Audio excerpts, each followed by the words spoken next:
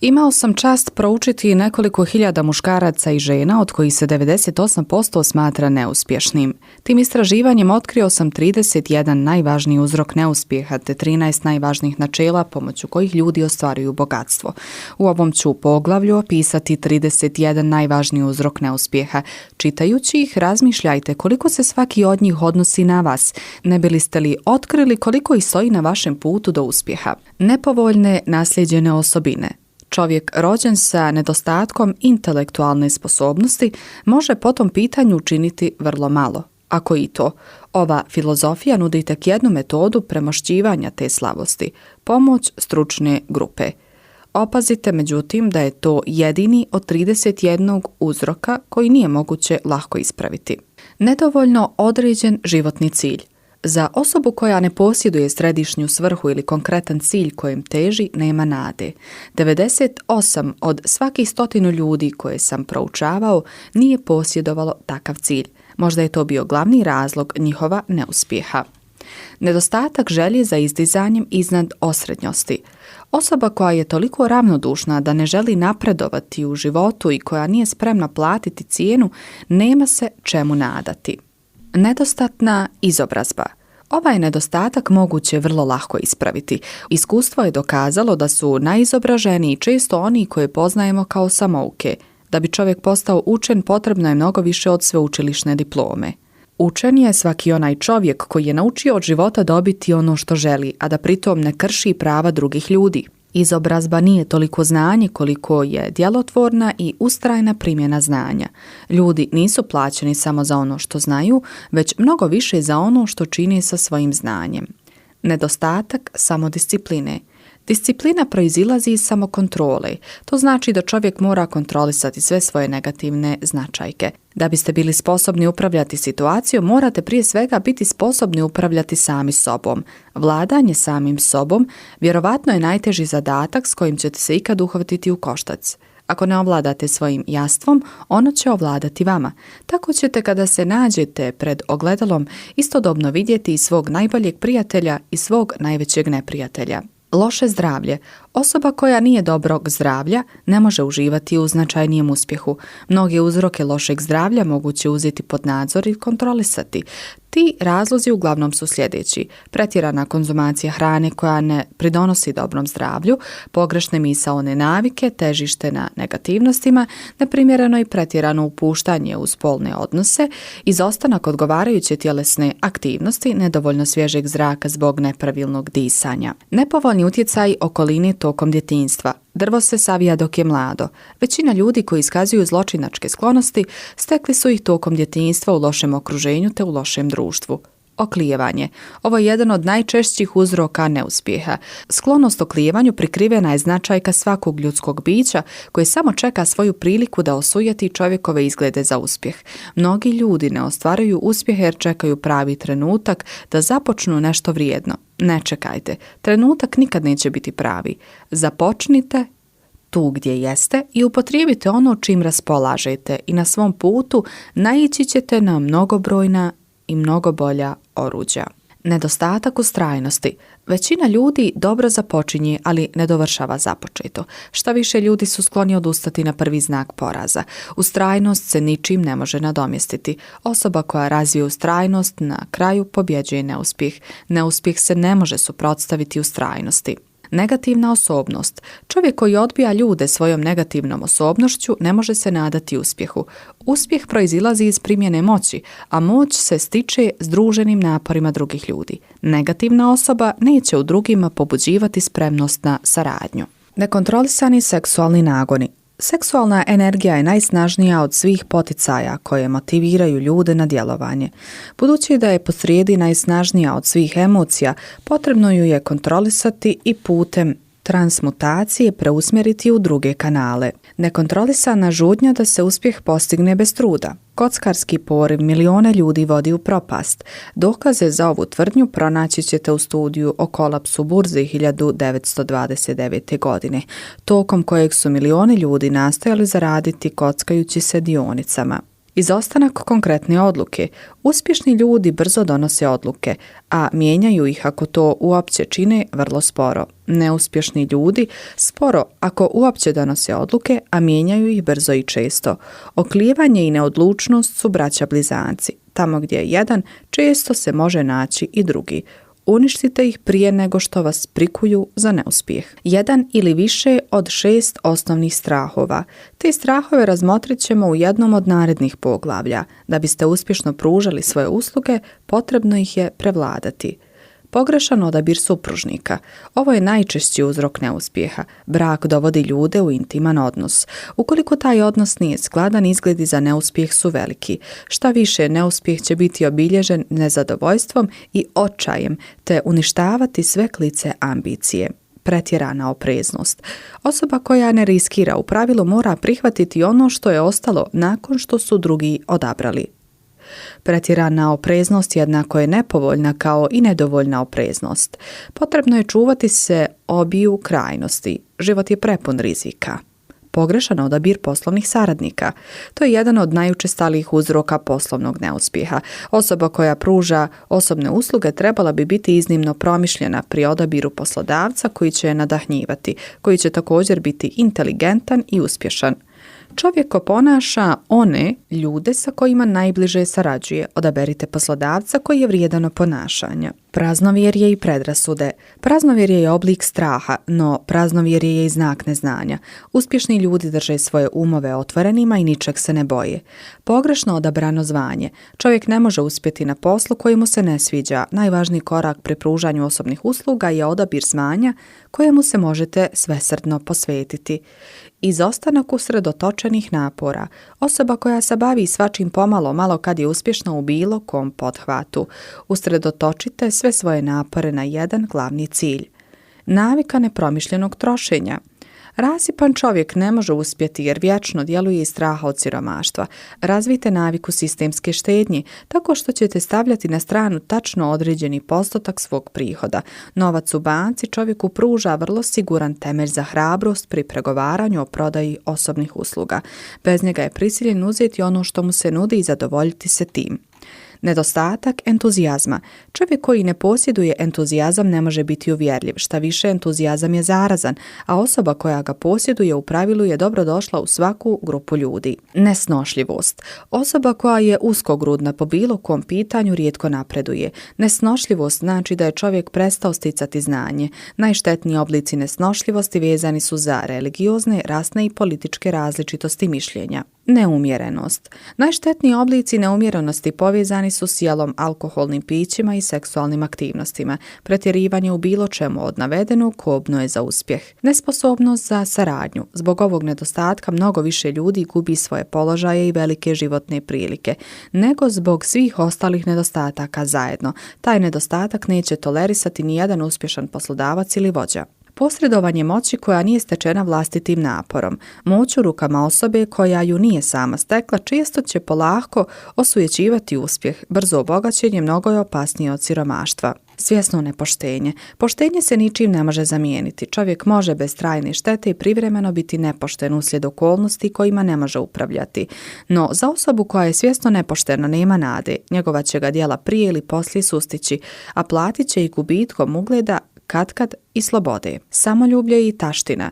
Te značajke služe kao crvena svjetla koja drže ostale na udaljenosti. Svakako su kobne za uspjeh. Nagađanje umjesto razmišljanja. Većina ljudi je previše ravnodušna ili lijena da bi doznala činjenice potrebne za ispravno razmišljanje. Skloni su djelovati na temelju mišljenja izvedenih iz nagađanja ili brzopletih zaključaka.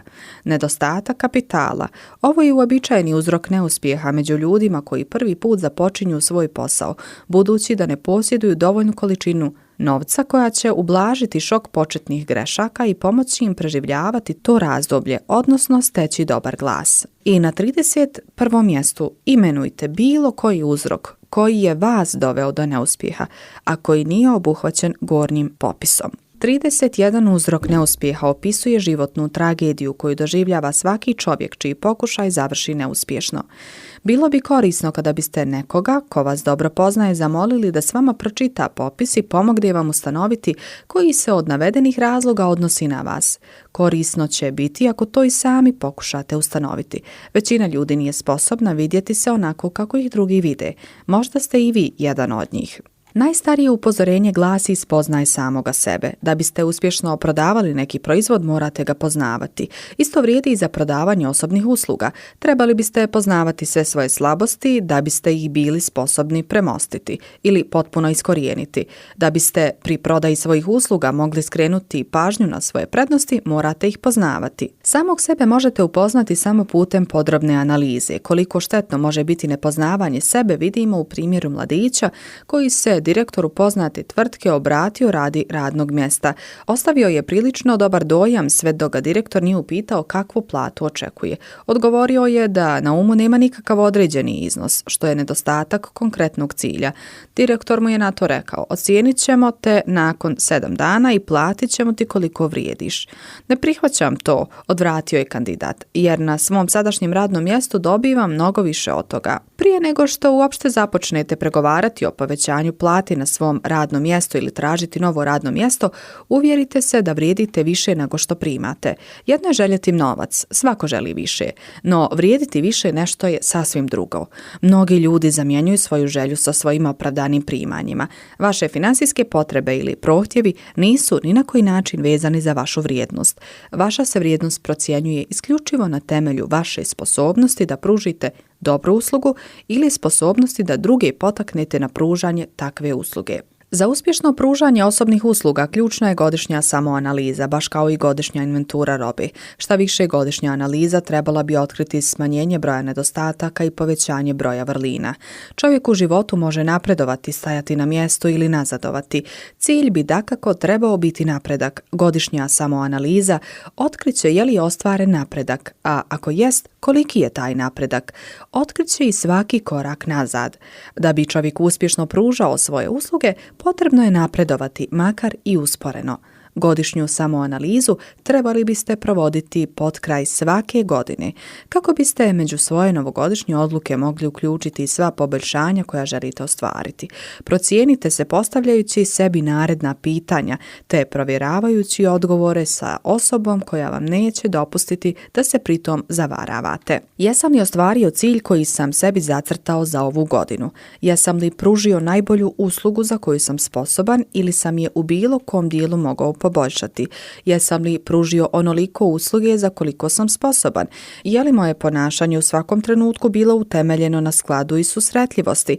Jesam li navici oklijevanja dopustio smanjiti moju djelotvornost? Ako jesam, u kojoj mjeri?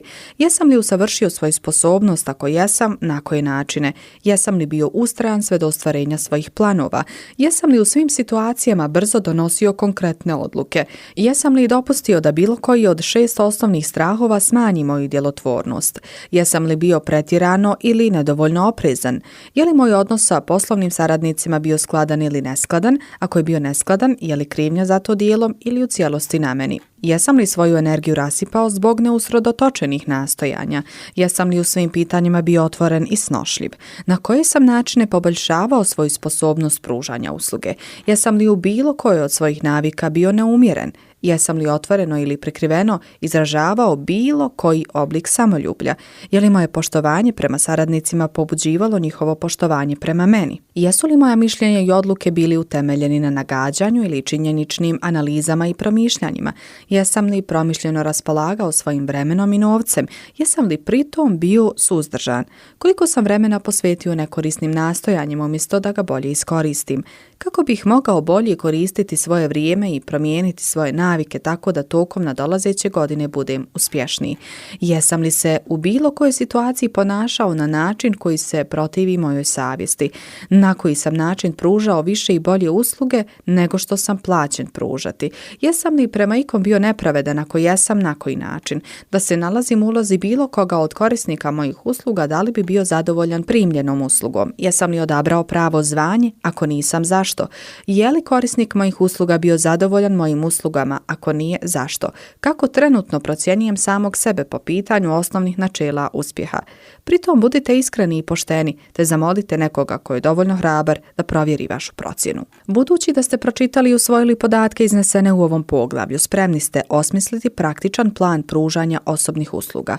U ovom ćete poglavlju pronaći podroban opis svakog načela ključnog za planiranje prodaje osobnih usluga, uključujući glavne značajke vođe, najučestalije uzroke neuspjeha na području vodstva, glavne uzroke neuspjeha na bilo kom području, te važna pitanja koja biste trebali upotrijebiti pri samoanalizi. Ovo opsežno i podrobno izlaganje uključio sam zbog toga što će biti potrebno svima onima koji moraju započeti sticati bogatstvo prodajom osobnih usluga. Oni koji su izgubili cijelo bogatstvo, kao i oni koji tek počinju zarađivati, mogu ponuditi samo svoje usluge. Zbog toga su im prijeko potrebne praktične informacije da bi svoju uslugu što bolje unovčili. Potpuno usvajanje i razumijevanje ovdje iznesenih informacija pomoći će pri pružanju osobnih usluga, no čovjek će, zahvaljujući tome, postati mnogo sposobniji i dobro procijeniti ljude, te će informacije biti neprocjenjivo vrijedne šefovima kadrovskih službi i ostalim osobama zaduženim za odabir zaposlenika, te održavanje djelotvornosti organizacije. Sumnjate li u to? Uvjerite se tako što ćete pismeno odgovoriti na 28 pitanja samoanalize. Sad kad smo analizirali načela pomoću kojih se stiče bogatstvo, pitamo se gdje možemo pronaći povoljne mogućnosti za primjenu tih načela. Razmotrimo dakle šta Amerika nudi onima koji žude za bogatstvom, velikim ili malim. Na samom početku prisjetimo se da živimo u zemlji u kojoj svaki građanin koji poštuje zakon uživa slobodu misli i djela, slobodu kakvoj u svijetu nema premca. Većina nas nikad nije razmotrila prednosti te slobode. Svoju neograničenu slobodu nikad nismo uporedili sa ograničenim slobodama u drugim zemljama. Raspolažemo slobodnom misli, slobodom izbora i povlasticom izobrazbe, slobodom vjere, slobodom političkog mišljenja, slobodom izbora posla ili zanimanja, te slobodom da bez sputavanja stičemo sve što možemo stići, slobodom izbora mjesta boravišta, slobodom izbora supružnika, slobodom jednakih mogućnosti za pripadnike svih rasa, slobodom kretanja iz jedne države u drugu, slobodom u izboru hrane i slobodom da težimo bilo kom životnom položaju za koji smo spremni, čak i za položaj predsjednika Sjedinjenih Američkih Država. Raspolažemo i drugim oblicima slobode, no ovaj će popis ponuditi uvid u ono što je najvažnije, što nudi najveće mogućnosti. Ta prednost slobode još je očitija time što su Sjedinjene Američke Države jedina zemlja koja svakom građaninu, bez obzira na to je li rođen u Americi ili nije, garantuje tako široku slobodu. Razmotrimo i neke dobrobiti koje nam pruža ta široka sloboda. Uzmimo za primjer prosječnu američku porodicu i razmotrimo mogućnosti koje ova zemlja obilja i mogućnosti nudi svakom njenom članu. Hrana. Nakon slobode misli i djela dolaze hrana, odjeća i sklonište, 3 osnovne životne potrebe. Zahvaljujući univerzalnoj slobodi kojom raspolaže prosječna američka porodica, moguće je pronaći najprobraniju hranu po vrlo širokom rasponu cijena. Sklonište. Prosječna porodica živi u komfornom stanu sa centralnim grijanjem, električnom rasvjetom i plinskim štednjakom. Prepečenac koji su pojeli za doručak pripremljen je u električnom tosteru koji stoji tek nekoliko dolara. Stan se čisti električnim usisavačem. U svakom trenutku na raspolaganju su im topla i hladna voda u kuhinji i kupaonici. Hrana se svježom održava u hladnjaku kojeg pokreće električna struja. Supruga kovrđa kosu, pere rublje i glača ga jednostavnim električnim aparatima koji se energijom napajaju tako što ih se jednostavno uključuju u izvor struje. Suprug se brije električnim brijačem. A ako uključe televizor ili radio, 24 sata dnevno na raspolaganju im je zabava sa svih strana svijeta. U tom prosječnom stanju postoje druga pomagala. No i ovaj popis nudi dovoljne dokaze za slobodu u kojoj Amerikanci uživaju. Odjeća. Žena prosječnih odjevnih potreba može se bilo gdje u Americi oblačiti praktično i lijepo za manje od $400 godišnje. Prosječan muškarac može se odjevati za isti ili čak manji iznos. Spomenuo sam samo 3 osnovne potrebe. Potrebu za hranom, odjećom i skloništem. Za skroman trud koji ne premašuje 8 radnih sati, prosječan će Amerikanac raspolagati brojnim drugim pogodnostima i prednostima. Prosječnom Amerikancu zagarantovana su vlasnička prava koja nećete pronaći nigdje u svijetu. Višak novca može pohraniti u banku, siguran da će ga vlada osigurati i vratiti mu ga ako banka propadne. Ako američki građanin želi putovati iz jedne države u drugu, nije mu potreban pasoš niti tražiti bilo čije dopuštenje. Može poći kada želi, vratiti se kad želi. Šta više, može putovati vozom, automobilom, avionom ili brodom, već kako mu dopušta njegov novčanik. Političare često čujemo kako ističu slobodu u Americi dok nastoje osigurati naše glasove, no malo kad se potrude posvetiti dovoljno vremena analizi izvora ili prirode te slobode, budući da u tome nemam ličnu korist, skriveni motiv ili potrebu izraziti ogorčenje, slobodan sam podrobno analizirati to tajanstveno, apstraktno i prilično pogrešno shvaćeno nešto, što svakom američkom građaninu pruža više pogodnosti, više mogućnosti za sticanje bogatstva i više slobode bilo koje vrste nego što ćete pronaći u bilo kojoj drugoj zemlji. Lično imam pravo analizirati izvor i prirodu te neviđene moći, jer već duže od pola stoljeća poznajem mnoge ljude koji su je organizirali, te mnoge koji su odgovorni za njeno održavanje.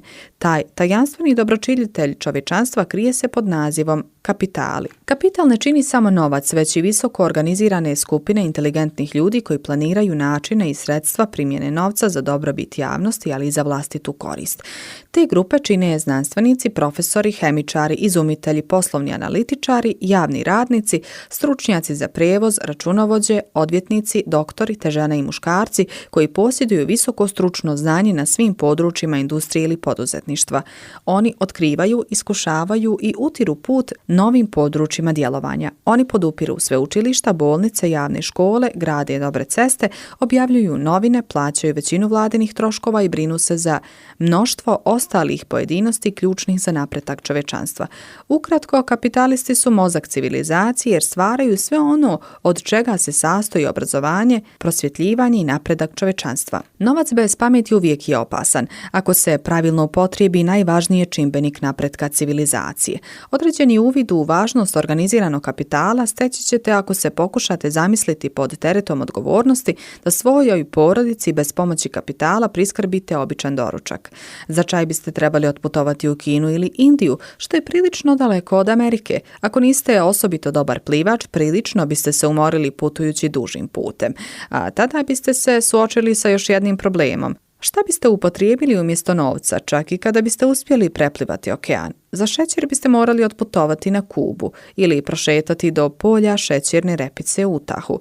No čak i tada biste se mogli vratiti bez šećera, jer su za njegovu proizvodnju potrebni i novac i združeni napori, a da i ne spominjemo sve što je potrebno da bi ga se preradilo, prevezlo i isporučilo na stolove porodica širom Amerike. Jaja biste mogli prilično lahko pronaći na obližnjim farmama, no za sok od grejpa morali biste prošetati do Floride i nazad. Zatim biste se trebali uputiti u Kanzas ili neku drugu državu u kojoj se uzgaja pšenica kako biste pronašli hljeb. Žitne pahuljice svakako će biti potrebno izbaciti iz jelovnika, jer njih proizvode osposobljeni ljudi uz pomoć primjerenih strojeva, a sve to zahtjeva kapital. Dok se odmarate, mogli biste na brzinu otplivati u Južnu Ameriku gdje ćete uzeti nekoliko banana, a na povratku biste mogli skoknuti na obližnju mliječnu farmu i uzeti nešto maslaca i vrhnja. Tada bi vaša porodica mogla sjesti i uživati u doručku. Zvuči apsurdno, zar ne? Kad ne bismo živjeli u kapitalističkom sistemu, opisani postupak bio bi jedini način da nabavite te namirnice. Iznos novca potrebnog za izgradnju i održavanje cesta te brodova koji se koriste za isporučivanje običnog doručka toliko je velik da nadilazi čak i čovjekovu maštu. Taj iznos izražava se u stotinama miliona dolara, a da pritom ne spomenemo ljude osposobljene za upravljanje brodovima i vozovima. No prijevoz je samo dio onog što je potrebno savremenoj kapitalističkoj Americi.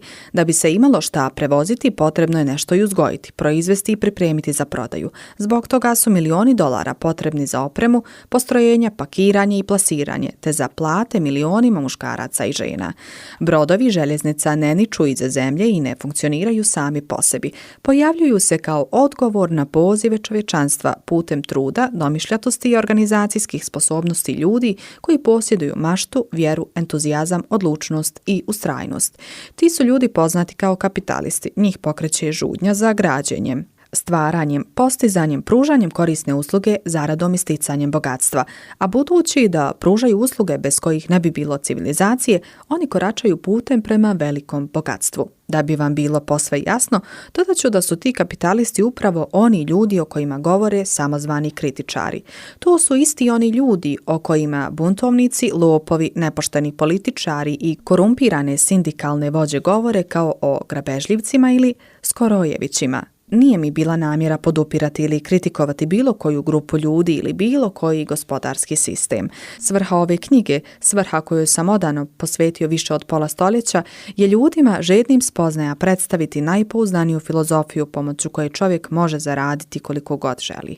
Prednosti kapitalističkog sistema analizirao sam da bih vam dokazao da se svi oni koji teže bogatstvu moraju prilagoditi sistemu koji nadzire pristupe svakom bogatstvu, velikom i malom, da bi predočio naličje one slike koju vam pokazuju političari i demagozi koji je namjerno prikrivaju govoreći o organiziranom kapitalu kao o nečemu otrovnom. Živimo u kapitalističkoj državi utemeljenoj na primjeni kapitala. Mi koji želimo ostvariti svoje pravo na blagoslove, slobode i mogućnosti, mi koji težimo ovdje steći bogatstvo, znamo da nam bez organiziranog kapitala na raspolaganju ne bi bilo ni bogatstva ni mogućnosti. Samo je jedan pouzdan način zakonskog sticanja i zadržavanja bogatstva i to je pružanje korisne usluge.